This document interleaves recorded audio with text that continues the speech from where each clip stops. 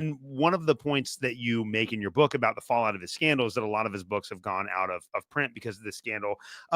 So maybe talk to us about the John Howard Yoder scandal a little bit. And then does that negate his scholarship? Because I'm firmly of the opinion that even if you're a terrible person, like if you're saying things that are true, like we should accept what you're saying. But I know that not everyone feels that way. So maybe just talk about what happened and then how that affects his legacy.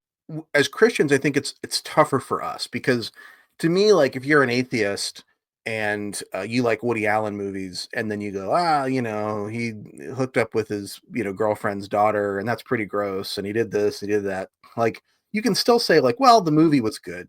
Like, there's no reason why someone who's kind of a bad person can't make a good movie.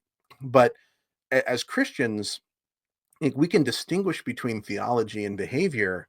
But the New Testament doesn't really put it that way. Like that's not really how we're supposed to be. I mean, the right theology is supposed to lead to the right behavior. Those things are supposed to come together.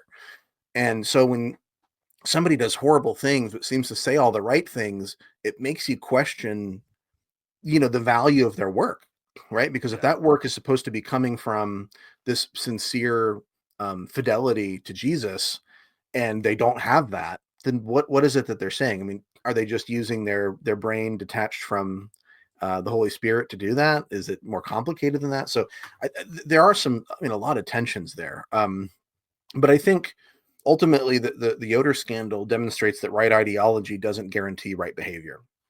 And, Yoder's whole thing was this rejection of force. So like, you'd think that Anabaptists would get this better than anybody. It's like, well, yeah, of course the Calvinists and of course the Catholics are doing this stuff, but not the Anabaptists. We have the right theology about violence and consent and voluntary relationships. So, but here's this guy who says all that stuff, and he's forcing himself essentially on non-consenting women.